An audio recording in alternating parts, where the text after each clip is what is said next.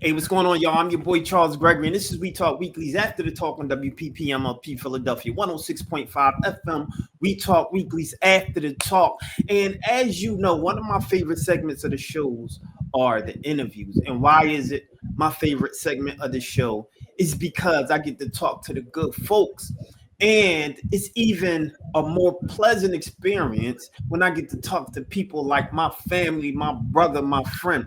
And today I had the absolute pleasure with having my guy on today, man. He's doing some amazing work with some of the biggest people in Hollywood, from the Ryan Cooglers to Spike Lee's. I mean, he's been all over the place with his talent, and he's local, which makes me super excited about that, right? And so before we get into the new project, Kev, why don't you jump right in and introduce yourself to the people who don't necessarily know some of our viewers. We got viewers in Africa, which I'm super excited about, right?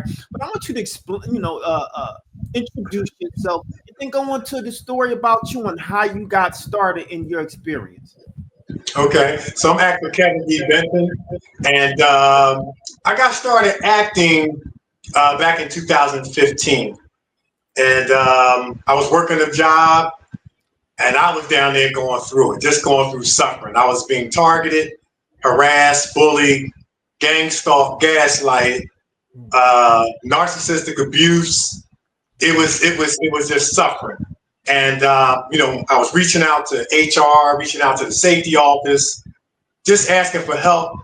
And it's a thing that when you work in a toxic environment and you choose to be your authentic self and say no to the toxic environment, that you're not going to be liked, you're not going to be accepted, and more than likely you're going to be targeted. So I said, I had enough of this. I'm getting out of here, and I'm going to look for another job. I'm going to transfer out. And so I went on a website called film.org. That's where I got started. And Phila.gov. That's where I got started, uploading my resume, my first degree, and was doing my cover letter. And so when I got done for that first day, I scrolled down to the bottom of the webpage, the Phila.gov webpage, and I saw film.org. And so just being nosy, browsing around, I kind of clicked it on, and I saw all these castings for commercials and short films. And then I saw the feature film Creed. And, we from Philly, we Rocky fans. We know that name when we hear it. And so I clicked it on, just wanted to see what was going on. And the great Harry Loftus casting station here in Philadelphia was doing a casting notice for Creed 1. No acting experience necessary. They just needed a headshot, and they were looking for fight fans. So I didn't apply immediately because I was like, well, I don't have any acting experience in spite of what it said. So for the next 2 days, I just continued to upload my information about trying to transfer out of my job at that time. And I was looking for a job change. Hey, listen, I told them I'll work hard. I'll do whatever you need me to do. Just get me out of here. And on the third day, I clicked it on. I was clicking this casting notice on, every day that I was uploading, my information for my new job. So I clicked it on the third day. I said, you know what? I have nothing to lose, everything to gain. So I applied. And I want to say like a month or two later, I got the email that I had been cast to be a fight fan, in Creed 1. And I just want to use that to encourage people that if you ever feel like in your life that you should be doing more, then you should be doing more. And I also want to encourage someone that, hey, if you work in a job and you don't feel like you're being treated fair, there's more for you in your life. Sometimes those negative circumstances can push us, further into our destiny. So if it wasn't what I was going through, which of course I didn't like at that time, I never tried to transfer out and end up, for lack of a better way of describing it, stumbling into film.org, finding Creed 1. And then the rest was history. Since then, I've worked with Halle Berry, Chadwick Boseman, rest in peace, Adam Sandler, Denzel Washington, as you said, Spike Lee, in the latest D and Lee 5 movie, Highest to Lowest, man, which is getting good reviews, and everybody's ranting and raving about it. Yeah, before we get into that, man, because you jump right to the good part, I just want to work up to some of the, inspirations that, guide you to continue your role, right? And so, Mhm. you know, unbeknownst to you, right? Mhm. Mhm. Believe it or not, your story is is is showing through the shirt that you actually have on, believe it or not. Your shirt says unbreakable, right? And as you talked about your story about being, bullied and pushed and, made to feel less than, Mhm. what continued to push, because some people would just, pretty much give up and just say, this is, I can't do this, or, as it relates to your career more specifically, this is too much because all actors, like, that's not my technical field. As you know, I'm more of a host. I mean, you know me for a long time, but everyone get told no, right? Yeah. And so Yeah. how did that continue? How did you continue to push forward and say, you know what, this is exactly what I want to do, and I'm gonna keep on doing it? Yeah. So I mean, that's a great question, man. Because like when I left the set of Creed 1 that night, I had such a great experience that I was being positively reinforced on this set. But when I left and we had wrapped for the night, I went to like a deep depression, man. And Oh I was like, man. man, I gotta go back to my job, where I'm being called, mother effers and all kinds of stuff like that, and nobody's doing nothing. And one of the motivating factors was one day, all these people who are bullying me, mistreating me, they're going to be watching me on TV, on Right. all the major platforms around the world, and including in theaters everywhere. So that was a driving force. But I'm also grateful to God for my upbringing. I was brought up in a good era where family was family, community was community, things like that. My spiritual background. That teaches us to have faith, but I was also being driven by purpose. You see what I'm saying? Everything I do, it has a purpose outside of myself. Like even with acting, one of the things that drives me with acting is I get to be an agent of healing the world. Right. When people are watching me on the big screen on TV, I'm a part of a storytelling process that takes people away from the suffering that they're going through. Like when you're watching a movie, you're not really thinking about, your bills that are late or your wayward child or the suffering that you're going through. You're kind of fixated on what's going on that screen and how you can identify with it, even if it's just for those 2 hours. Like in other words, we get to provide an escape for people, a much needed escape in a world where, as you know, there's a lot of pain out here, there's a lot of hopelessness. So that's my selfless drivenness about my craft. I take it serious. I try to be a professional. And so hopefully, man, I can inspire somebody, man, and give somebody hope, because this life doesn't mean anything if you haven't touched somebody else's life along the way. You haven't encouraged somebody, inspired somebody, motivate somebody. And the question is, how did somebody else's life become better by getting to know you, coming in contact with you, seeing you, being around you, or being connected to you? And so I was driven by purpose and the decree that I made that they're going to be watching me on TV. And it was interesting because before I left that job, and I hid being an actor as long as I could. I'm telling you, I hid it.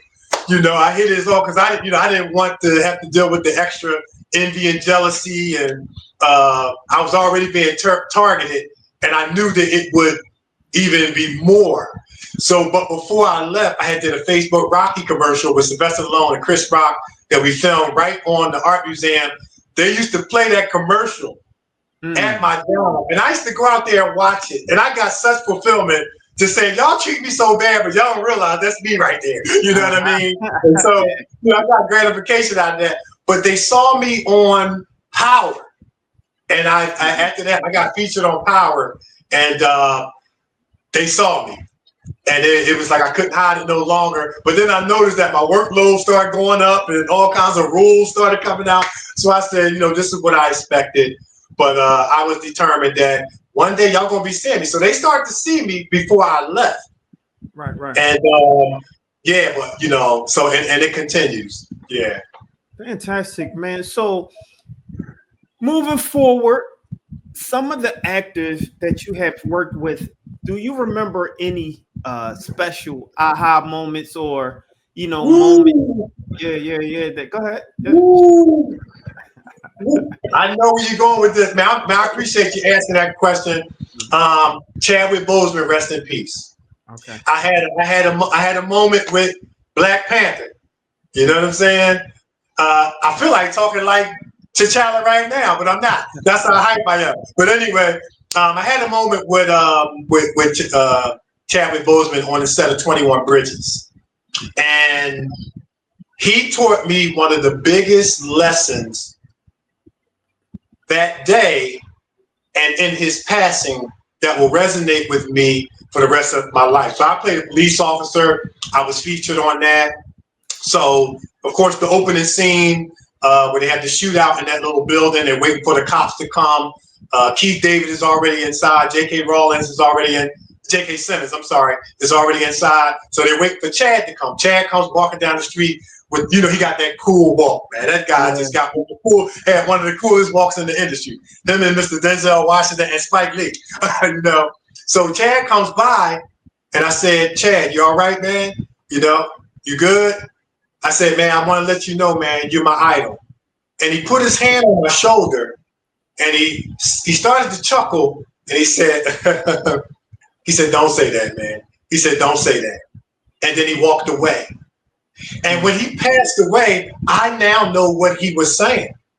The message that he was sending to me was, don't ever wish you was like somebody. Because I didn't know the cup that he was drinking from of suffering. And see, we got a lot of people out here that's envious. They want to be envious and jealous, and they don't know your suffering story.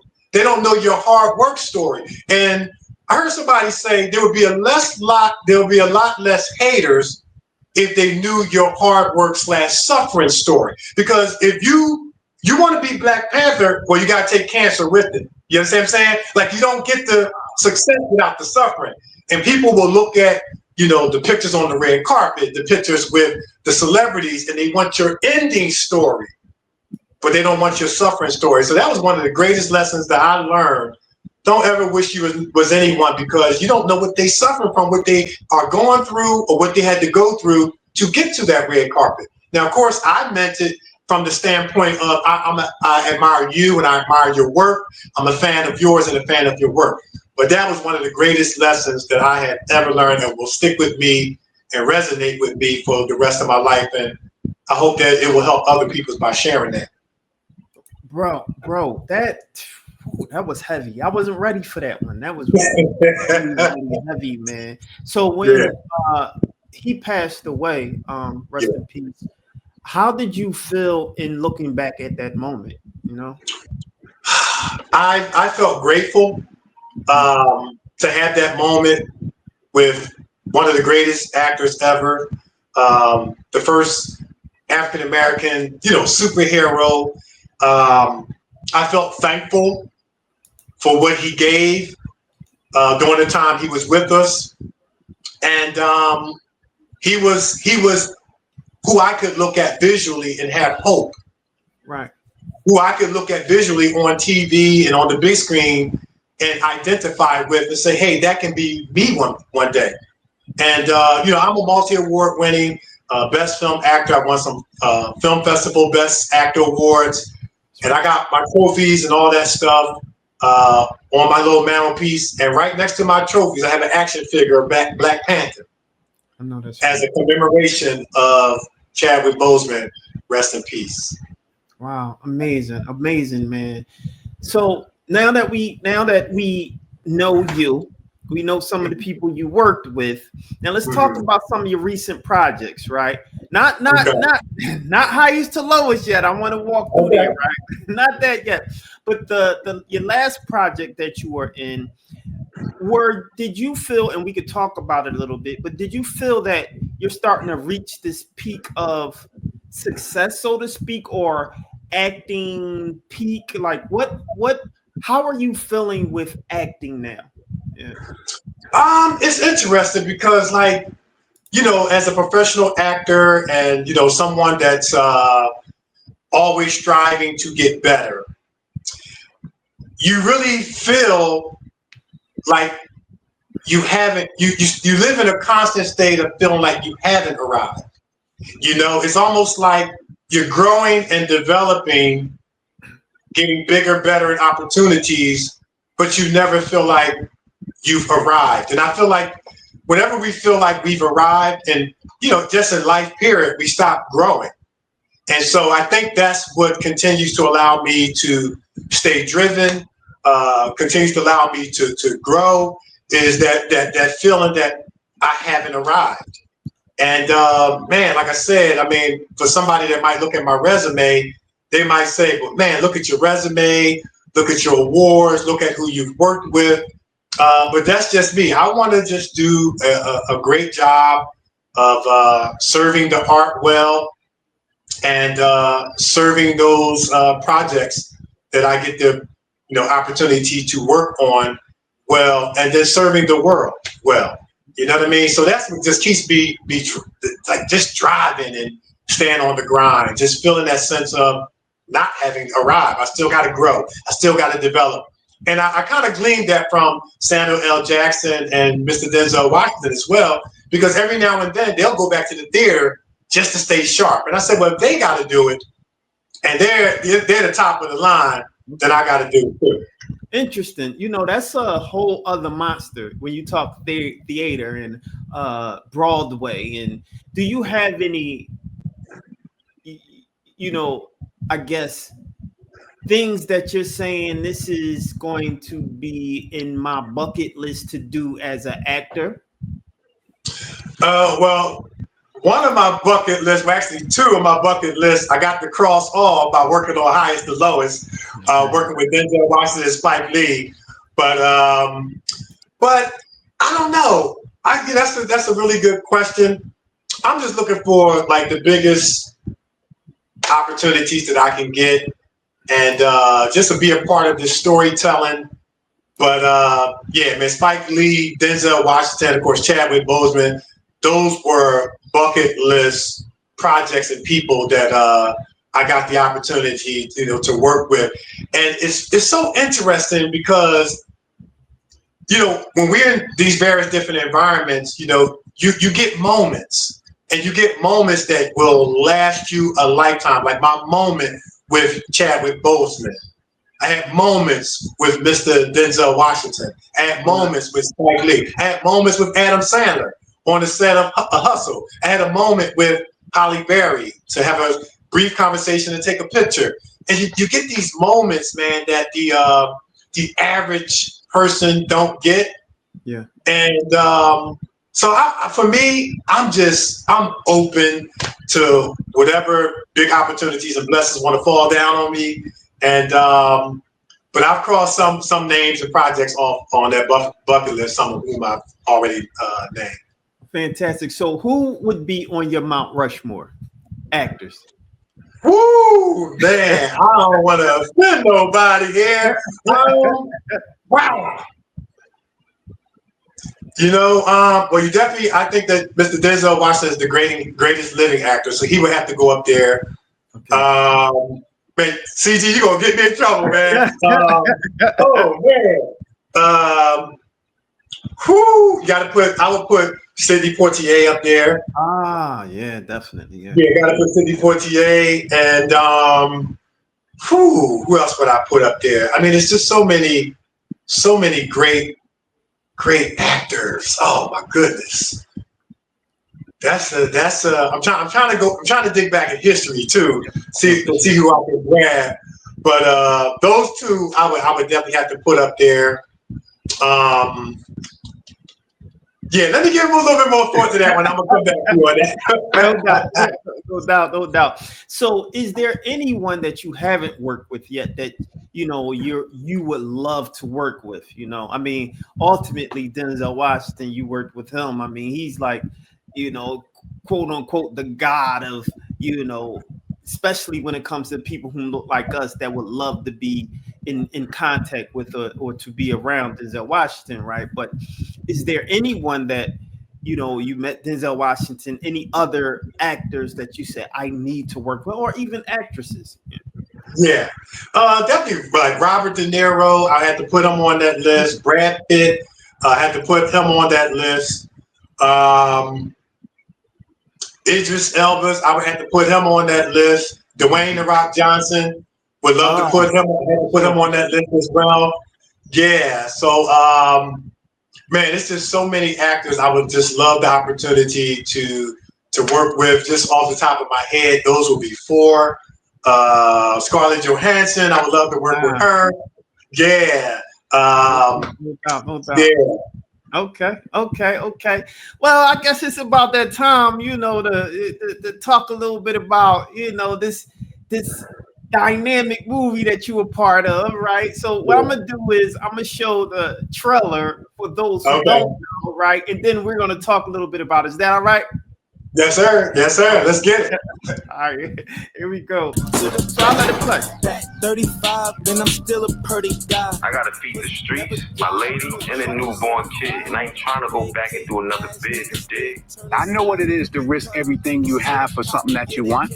I know what that means, to have nothing and want everything. What is that? Insurance. That's Jake from State Farm. I can't go out like this. You know that. Shout out to my fellas. Well, then his blood is gonna be on your hands then. Pack out the trunk. Oh, you want to do this? I got into this by myself. I'm going to get out of it by myself. Where's my money? I got the 4-pounder sitting right here. Don't try nothing funny. That's it right there. There you go. Let's talk a little bit about it. For those who don't know about the movie, right? Why don't you give everyone a background of what the movie is about, and then we'll talk about some of the dynamic actors and how you played a part in that and all that good stuff. Yeah. Okay, so Highest to Lowest is a reimagining or reinterpretation of the 1963 classic by Akira Kurosawa, High and Low. I want to reiterate that it is not a remake. It is like a reimagining or reinterpretation, if you will. And so it draws inspiration from that, loosely inspired on the novel The King's Ransom by Ed Bain. And so the theme of the movie is really about morals and making moral decisions, and what moral decisions, will you make when placed in certain situations. Now, I'm not going to give any, of course, any spoiler alerts, but as the great Jeffrey Wright said, that there is a situation that kicks off in the movie that builds tension, and then the tension grows from there, that brings about a moral decision. And so this movie is fantastic. I saw it yesterday in the theater, just sitting among the people, just wanted to kind of vibe the energy and things like that. And it is a fantastic movie. I'm going to venture to say and go out on a limb and say it's an instant classic. It had all the elements. It had of course, the acting was phenomenal. It has a star-studded cast full of phenomenal actors and actresses, and everyone did a great job. It is, it's very colorful to look at. It was shot well. The cinematography was great. This movie is like Brooklyn. It's New York. It's Brooklyn, and it was written well. It had, a good storyline. It just had all the elements. It had the entertainment value. It kept you on the edge of your seat. It kept you wondering what was coming next. It was very colorful. The cast was even very good to look at. The scenery was very, very good to look at. And it's Denzel Washington, Spike Lee. So it already has the powerhouse value, just that in and of itself. But I just want to drive home a point in all of that. Don't miss the message about being challenging us about our morals. And it is I'm gonna say it's a timely movie for such a time like this, because let's be real. We live in a society where right is not right anymore, wrong is not wrong. In fact, right is wrong and wrong is right. And there has been a moral decline, and values have declined. And you can't talk about morals and values without talking about integrity. And there's been a decline in integrity. So one of the things I love about filmmaking the storytelling that, you get to do and be a part of as an actor and an actress, to convey stories to people, to challenge their thinking and to challenge their, their emotions and challenge their behavior. And this movie does that, hands down. Fantastic, man. So let's talk about your role in the movie. What was your particular character? Okay, so I played chanting Yankees fan number 3. Now, I want to be honest. So I was upgraded. I went in as background, and I got cast as background, but I got personally upgraded by Spike Lee on the set. That's amazing. You know what I'm saying? So I go to see the movie, and my close-up during the chanting, it got edited out. So it got edited out. But I did see myself maybe 4 or 5 times. I did see myself doing some chanting, but the close-up of me doing the chanting, that part got edited out and things like that. So that was, but here's the thing, that was a bummer, because as actors, you always want to see yourself definitively, with your personal shot, on the big screens, doing your performance, saying what you say, and things like that. Now, once again, I did see myself definitively throughout the scenes that I filmed. What I was happy about was I'm still considered a principal actor cast member on the IMDb page, and I did get my end of the movie screen credit. So I'm still officially a cast member, but this is what I thought about.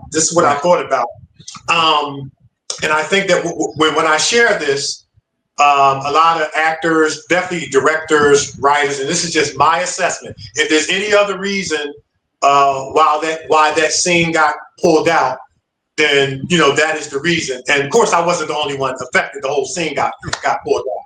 So this is what I came up with as I was watching the movie yesterday. So there's a thing called continuity in acting. You can't have, let's say, the lady with her hair on this side, then she walks in the kitchen and comes out and then it's on this side, without establishing how it got to the other side. You understand what I'm saying? Yeah. So you can't have a guy walk into the kitchen, he's clean shaven, and come out with a beard. That's called lack of continuity, just for the sake of explanation. So I worked on Highest to Lowest for 6 days. And sometimes when you're filming, you can film scenes out of sequence. You see what I'm saying? So you can film what goes first on Wednesday, but then film what goes third on Monday before that Wednesday, film it out of sequence. So the first 4 days that we filmed, I was wearing, my wardrobe, and I had a blue thermal coming out the sleeve. That was for the first 4 days. And we filmed it out of sequence. On the 5th day, the day that I got upgraded, when we were in the holding area, they give us this announcements. Spikes wants everybody to take all thermals wearing under the shirts, take them all, and all that stuff. So my first response was, but I've been wearing this in my mind. My first response was, but I've been wearing this for the first 4 days. If I take this off, it's not going to be continuity, and I've already been seen and established on camera. So, but following direction, just do what's asked of you. That's what I did. And so when I watched the movie yesterday, when I first saw myself, and I'm not going to do any spoiler alerts, I had the thermals, and I saw myself definitively, clear as day, 3 or 4 times. As I began to watch the progression up to where I would have got upgraded to do my chant, I was already wearing the thermals. When I got to the chant, I wouldn't have been wearing the thermals. You understand what I'm saying? No. So then there was a scene after that where I was coming down a flight of stairs. I had my thermals back on. So when I saw that, I said, okay, even though I was a little bummed out about it, I said that wouldn't have been good continuity to have the thermals on. Then when you're doing your chant up close where everybody can kind of see you, you don't have them on. Then later on, after that, you got the thermals back on. So that was my assessment of it as an actor. I've done some directing, a filmmaker and writer myself. And so that's kind of how I just kind of made sense of it. And it made perfect sense, man. That, it wouldn't have been a fit had that been established. And, the great Spike Lee, the great Matthew Labatique, who's the cinematographer, those guys are the best in the world. And so, and even their editor as well. So they're going to catch stuff like that. But I was thankful. Like I said, I got my end of the movie screen credit. I still retain my principal role IMDb credit. And I want to make it clear that I am forever grateful to the man, the myth, the legend himself, Mr. Spike Lee, the icon, for believing in me. He believed in me. And you got to hear what kind of happened up to the upgrade, because this is key. We were on set. We had just finished filming one take.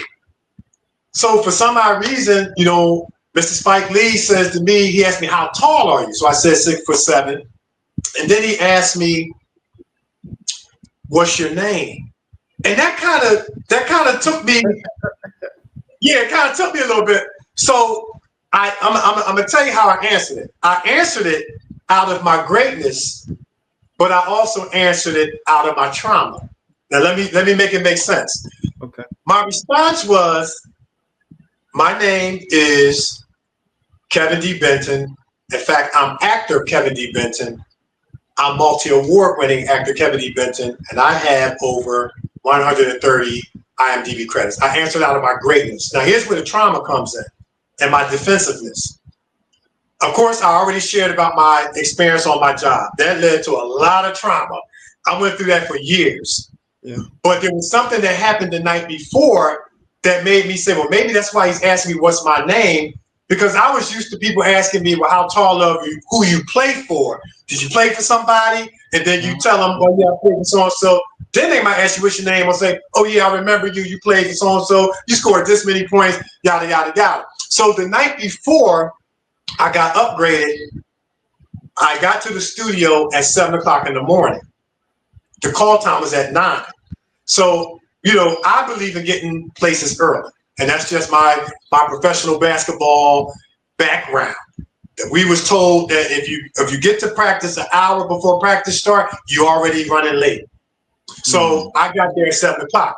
I go to the studio, give the security guard my ID, and he gets on the phone. He makes a phone call. He said, yeah, we got actor said he's actor here, Kevin D Benton. He's background actor for, the code name at that time was Royalty. And then I hear the security guard say, okay, all right. Okay, I'll let him know. So I'm thinking, am I in trouble here? So, what's about to get locked up or something like that? But so he hands me back my ID, and they said, come back in an hour, come back at 8 o'clock. You're here too early. So I said, all right, I'll be back at 8 o'clock. 8 o'clock on the nose, I was right back there. I said, sir, it's 8 o'clock. Gave my ID to let me come in. On the day I got upgraded, when I came to the studio, I came at 8 o'clock instead of 7 because of what happened the day before. And the security guard said they changed the rule. They're not letting background park in the studio. You got to park on the street. So I'm like, oh my goodness, they changed the rule because I came too early.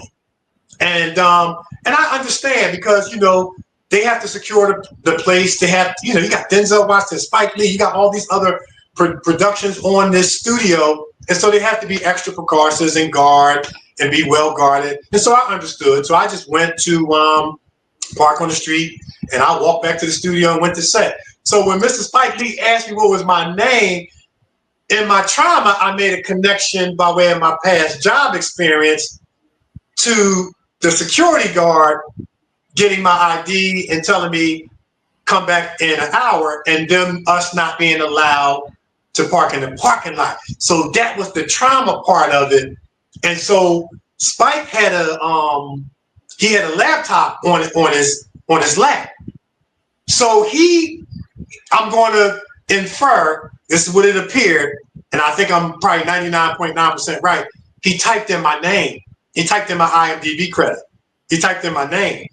And he was looking up at me, looking down, looking up, looking down. I guess. And when you look on my IMDb page, you see my social proof. You see me holding 3 different awards and suits. And I want to give an acting tip to actors out there.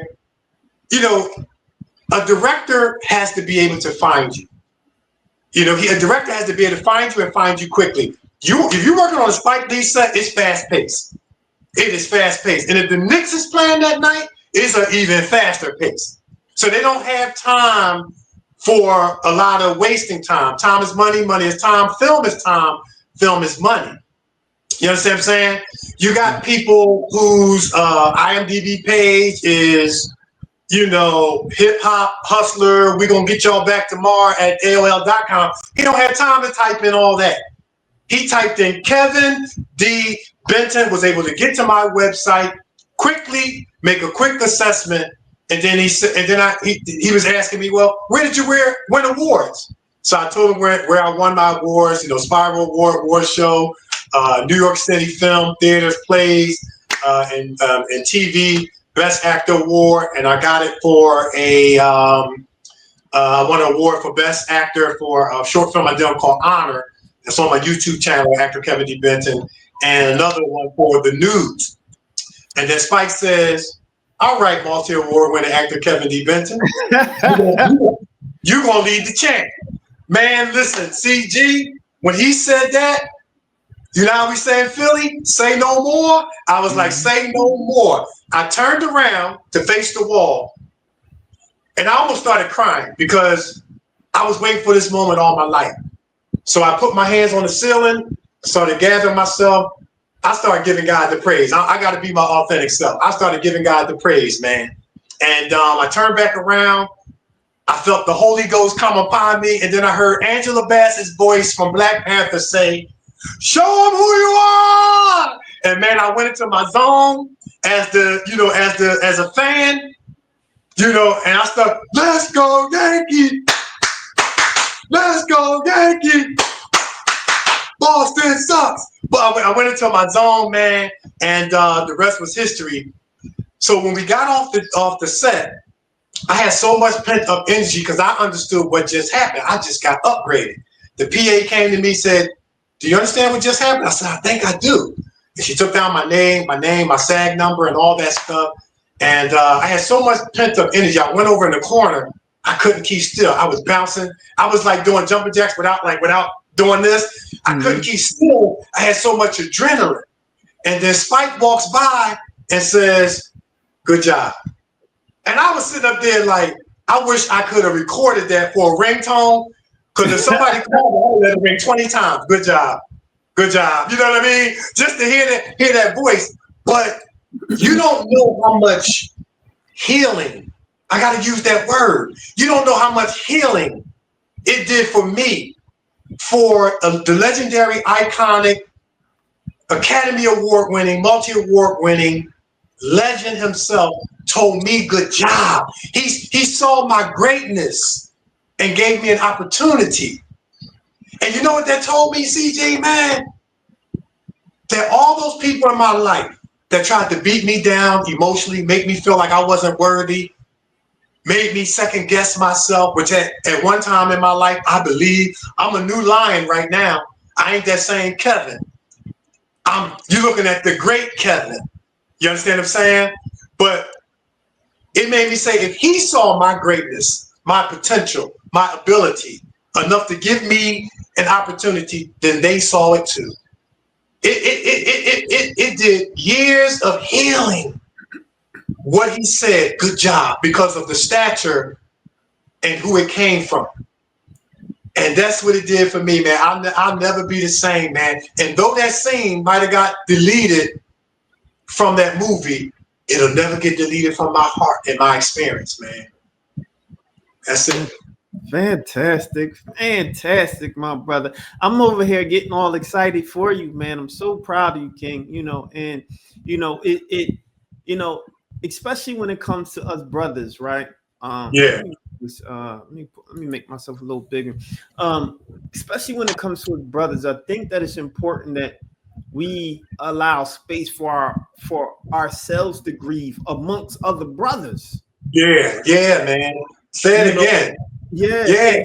Because what tends to happen is the only time that we sometimes feel safe is around women who feel sometimes they can utilize that and make us feel unsafe. Not all, right? But then it's around brothers who you feel like, well, this machismo that that guys have. Maybe I can't be vulnerable in front of that because then that makes me feel less than, right? But what I have been seeing is more brothers that's being open for other brothers to allow them that space because they're starting to identify that, you know what, I have felt the same way. Absolutely. Man, CG, man, that's why I appreciate you, my brother, man, for like giving me this platform, because what you just said is the reason why I want to share my story. Because like for me, I live a lifestyle of self-care. Okay. And I'm going to be open, honest, and transparent because I'm not ashamed of it. I journal every day. It keeps me current in my thoughts, keeps me current in my emotions. I journal every day. If something happens, somebody cut me off while I'm driving, I write that down. How did that make me feel? Did I feel angry? Did I, feel like lashing out or, whatever? So I journal every day. I try to eat right. I try to get good sleep. I exercise every day. I do breathing exercises, relaxation, and a lot of other self-care. I do therapy, counseling. Yes, I do therapy, weekly therapy, counseling. It's just like when you have a car, don't wait for it to break down to go get it fixed. You can keep up the maintenance, keep the oil change, keep the fluids change. I'm telling my brothers out there, keep the oil change, keep the fluids change. It doesn't make you a punk or soft because you take care of yourself. Now, here's the benefit of this. You got these people out here trying to have friendships and relationships, and people are unhealed. How are a bunch of unhealed people going to have relationships and friendships and connection with unhealed people, and you're going to come out with a healthy connection and relationship? It's not going to happen. Now, there's 4 steps I've learned and come up with in life. There's introspection. That's the ability to look inside myself and say, what needs to be healed? What needs to be changed? What do I need to fix? How am I contributing to any problem? That's introspection. The second stage, and it's a lifelong process, and it's a lifelong journey that I've been on since I've been a young adult. After introspection, then there is authenticity. You cannot become your authentic self without going through the stage of introspection. Why? Because if you're not looking inward, you're just blaming everybody outward. So I can only fix and heal what needs to be fixed and healed or give attention to doing the introspection, and that allows me to graduate to authenticity. Now I'm starting to be my authentic self, where I can be real with God, real with myself, and real with others. What you see is what you get. That's it. This is who I am. But I'm on my path to healing and a healthy, holistic life. What do I mean by holistic? Spiritual, mental, emotional, physical, financial, material, educational, vocational, intellectual, relational. And I like to add, just for the sake of the ending, surreal, dream, goals, and aspirational. You see what I'm saying? And so after introspection and authenticity, then you move to enlightenment. And then after enlightenment, you move to awakening. That's when you start to see this life from a discerning, unseen realm. That there's unseen energies and forces.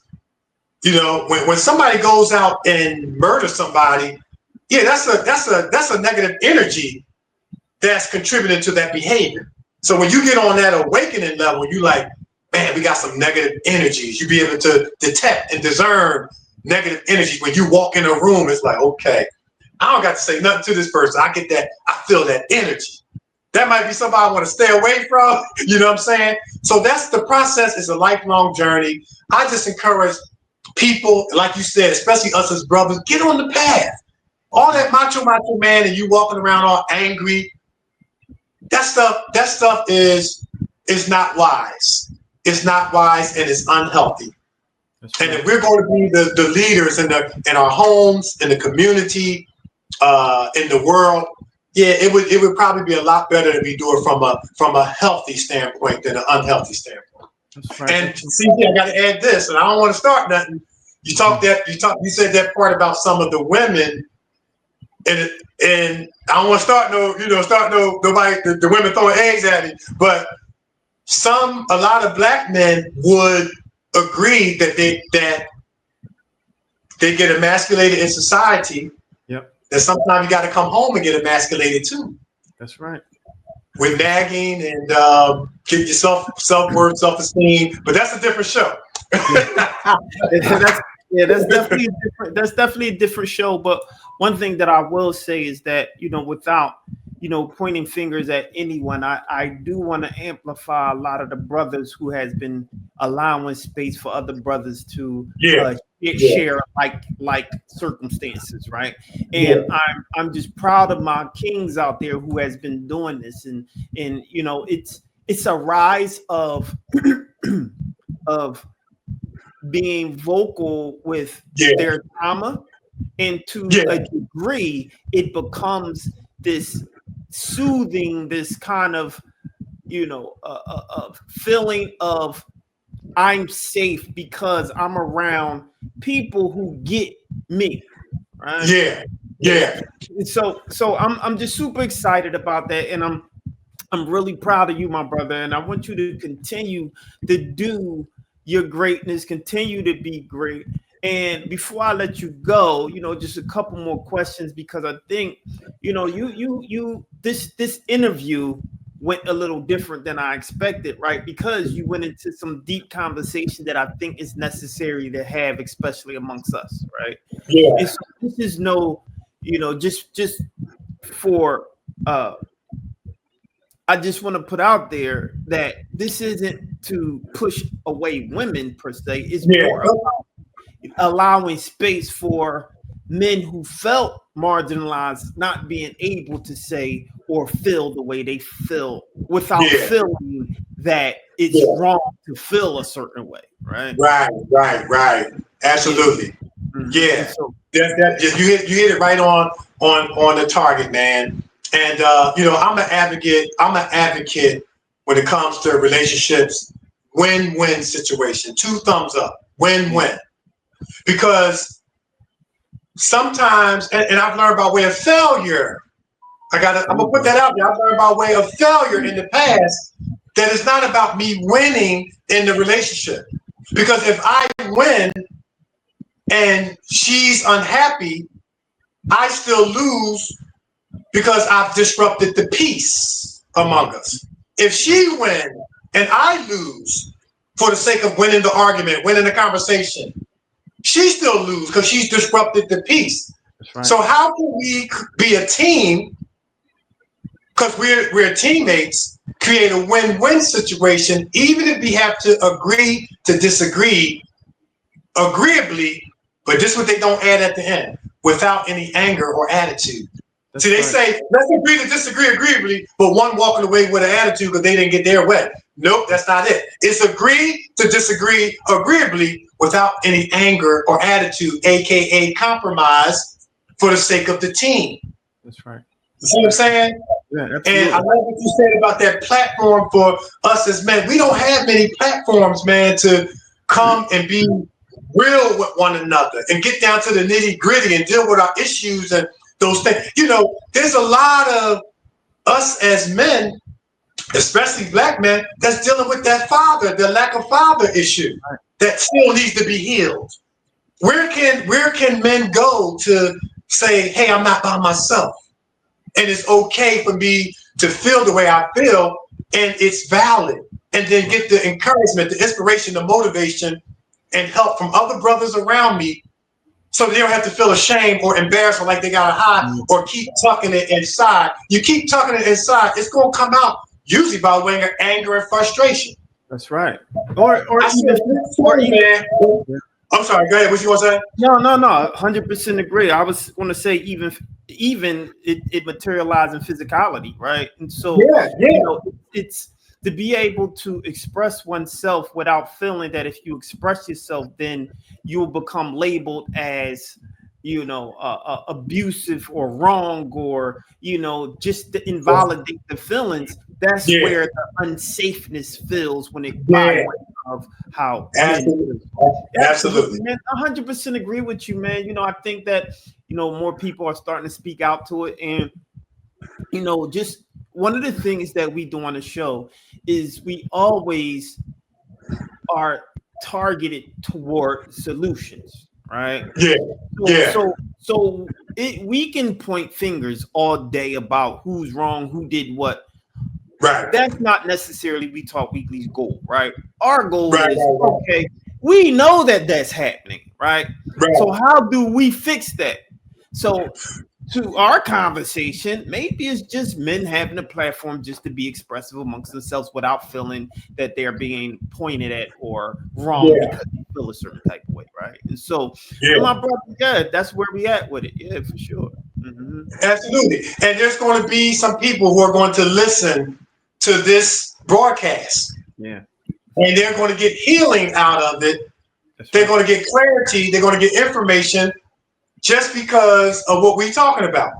And see, like for me, I heard it was a proverb that says something, there's no temptation that's taking you such as common to man. You know what that taught me? Whatever I'm going through, somebody else is going through. There's freedom in knowing that you ain't by yourself. You know what I'm saying? I was on set one time doing a photo shoot. And even when I go on set, I'm listening to my positive YouTube affirmations. I'm journaling right on set. Wow. I'm journaling right at my, in holding area, just journaling and stuff like that. My journaling for the day, my journey. How was the ride? Was it peaceful? What was, was it peaceful energy? That's those kind of things. And I remember I sat next to this other brother, this other African-American gentleman, and he had a notepad as well. And he was writing. So I was actually sitting there. I was sitting there first, journaling, then I had to go to wardrobe. When I came back, he was sitting there and he was journaling, is what I found out later. So when I got back and I sat down at the table, he got up and left and went to a distant table so he could continue to journal to have privacy. Now keep in mind, I don't know he's journaling just yet. Right. So somehow we ended up talking. And I think I might have said, excuse me, my brother, if you don't mind I kind of had an idea what he was doing. I said, if you don't mind my asking, would you be journaling by any chance? And he was like, yeah, man. Yeah, I journal. I said, brother, join the club. You see that composition book sitting that you just moved away from? Mm-hmm. I said, man, I journal every day, man. I said, man, I'm proud of you, brother. And man, I had just met this guy. And we hit each other's hand. I hugged him. CG, the way that brother hugged me was like a vice grip. I said, I'm proud of you, brother. Keep on healing. Keep on journaling. You see that book right there? I journal every day. He hugged me like a vice grip, man. Because it was something about what I said that made him feel safe, made him feel that what he was doing. To technically speaking, he didn't have to go to another table because if he was journaling, I just would have opened up mine and we would have been journaling together. You know what I mean? But it made him feel, like you said, safe to be okay, And a lot of this had to do with how machoism in males, especially African-American males, it has been negatively defined. That you're not tough, you're not a man if you journal or if you show vulnerability. Last time I checked, man, men got tear ducts just like women. Now, I don't think the men should be crying every day, but they there for a reason. You know what I'm saying? That's right. Yeah. And one of the things that you said that I want to underscore is the idea of telling another man that I'm proud of you, right? That's really heavy in that most people don't do that or think that a man even wants to hear that unless you're a child. Right? We only do that to children. I'm proud of you, right? No, to hear that, especially from a woman to say to a man, I'm proud of you, is as big as huge, right? Man, And so man, listen. go ahead. When you hear that from a woman, Oh man, that's the stuff that will make a man feel like he can get out there and accomplish anything in the world that he put his mind to. Yep. Women have the power of influence. That's right. That's right. And boy, when they use that influence to say, baby, I'm proud of you. Boy, that's when we start setting the trash out early. You ain't gotta tell us that. When we start feeling like, oh man, I done got the car fixed, babe. What else? What else? You know, that's what it does. You know what I'm saying? That's right. My God. Well, it's good to see you laughing and, pass a lot of those stages in terms of the trauma that you have. But I want you to continue to push, continue to be the great man that I know you to be, continue to be open. And I'm going to tell you something. The first time I met you, bro, I always felt like you was just a great guy. Right. And that's where those moments you lock in to say, like, that's the type of people I constantly want to be around. And ever since then, we always been cool. Like it just was, Yeah. So yeah. Go ahead, brother. Go ahead, brother. No, go ahead, man. I was just agreeing with you 125%. No, I'm just saying you continue to be great, man. And I'm glad that I was able to do this interview for you. So before I let you leave, right? Is there any last words or projects or anything that you're working on that you would like people to? Because not only are we on television, right? We're on the radio, right? So this would be on the radio, but we're also podcasting, right? Also live television, and so we're on a many different platforms that listen to this. So is it something that you would tell to someone that's out there? Any last words, or just something that you feel like people need to hear? I would tell people that you are great, and look, just get out there and be great. That's right. I don't care what you've been through in your past, how many times people have tried to make you feel less than. There's something great inside of you. If you feel like you should be doing more, then you should be doing more. It's time to write the book. It's time to take the acting class. It's time to write the business proposal. Somebody's been sitting on it too long. And I'm going to serve as the confirmation, say it's time to get it in gear, because there's more for your life than where you are. And that's what I found out.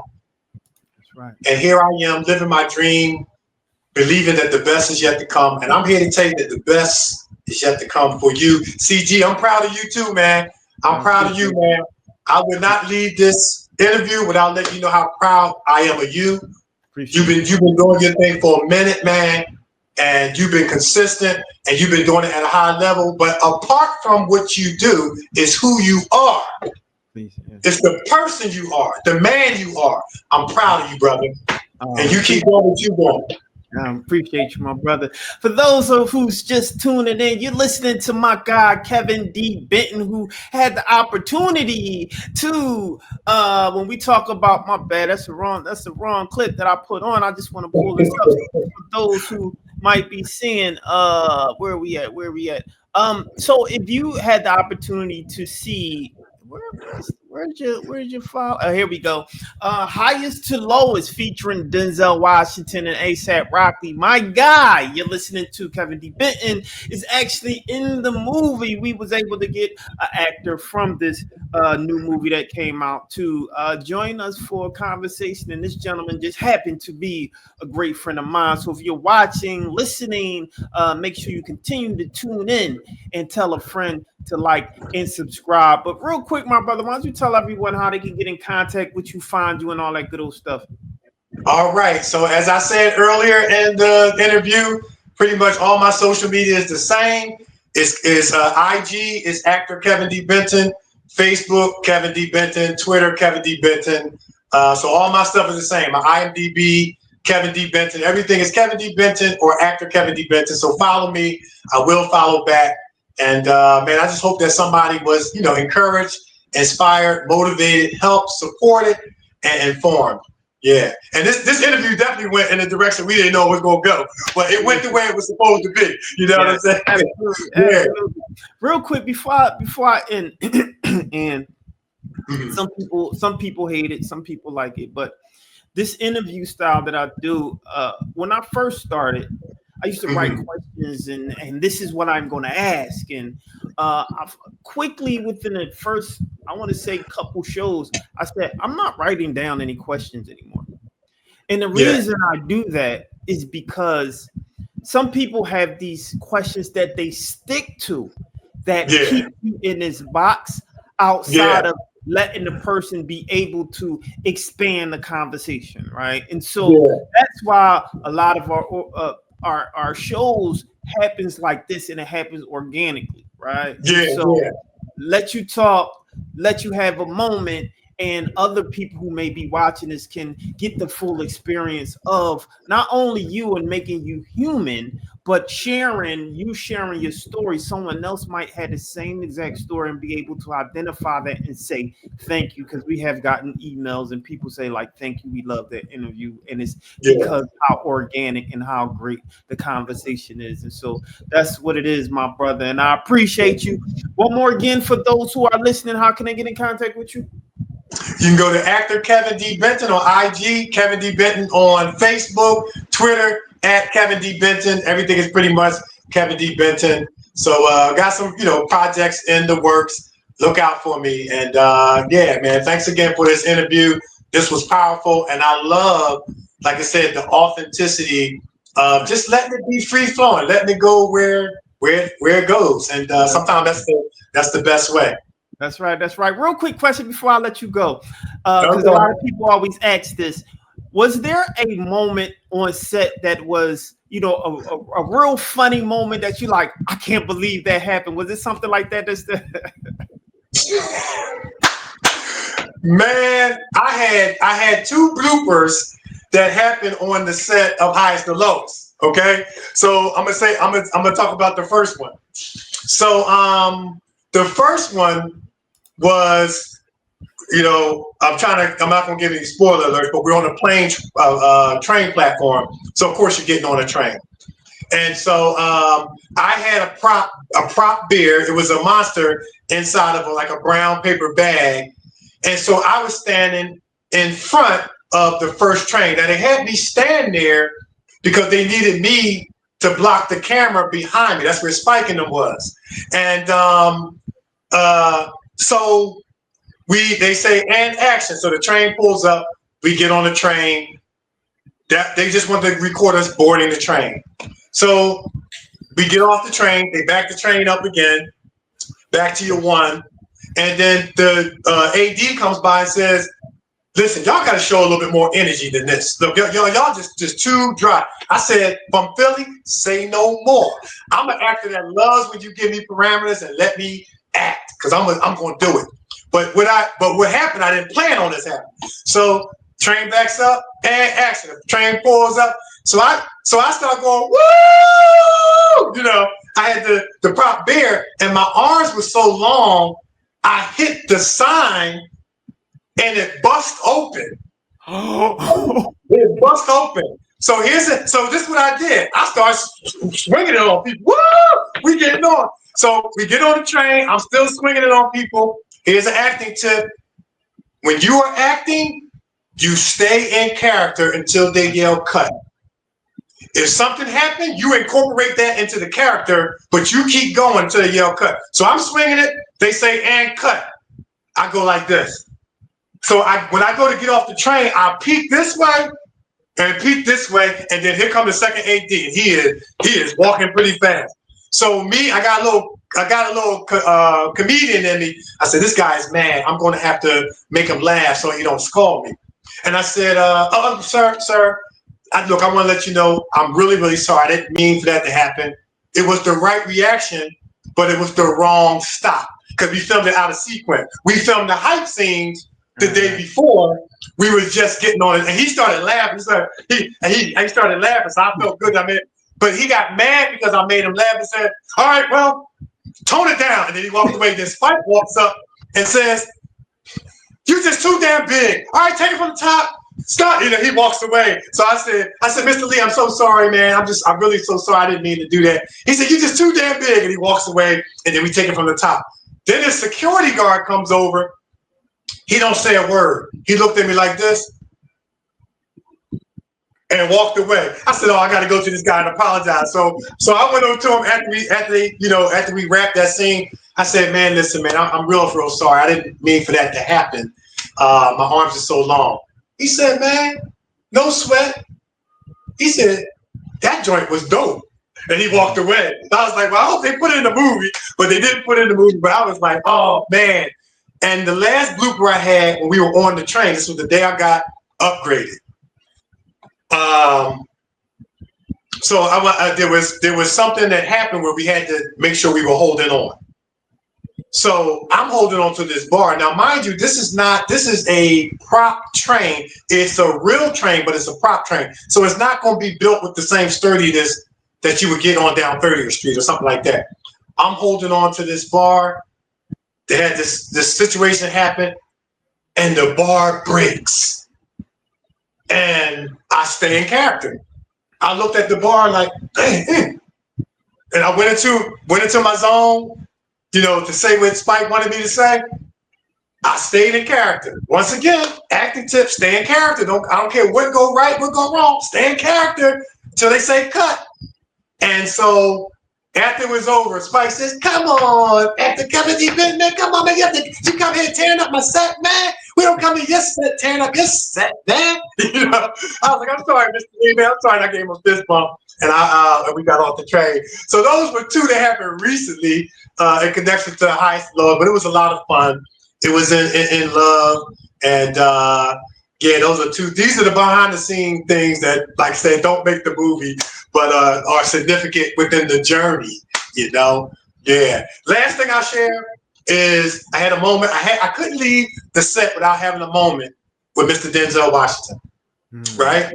So Mr. Denzel Washington, high energy, vibrating person. When he steps on the set, authority just stepped on the set, like power, authority. You know what I'm saying? You sense that energy, like command. And but he was so humble, so down to earth. He was telling jokes and all this old stuff. So while he was on it, he went into some inserts from Malcolm X back 1992.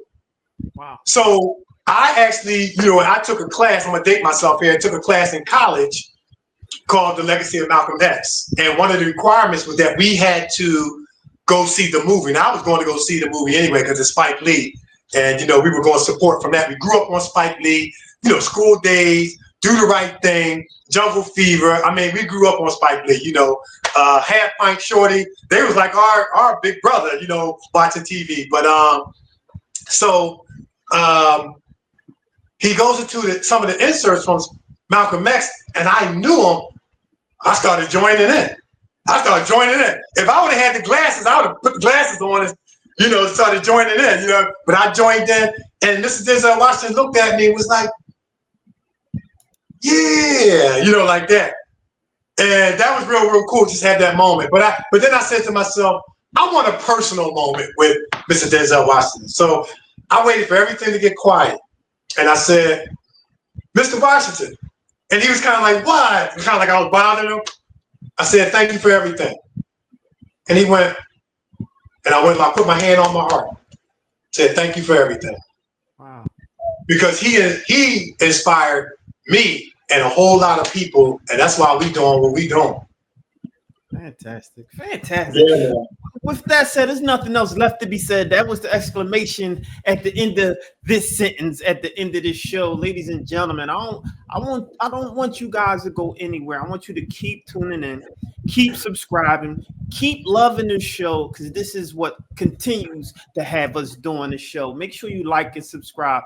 We talk weekly, y'all. We're going to continue doing what we do. So without further ado, we out here like last year, man. It's been real, my brother. Appreciate you. Yes, sir.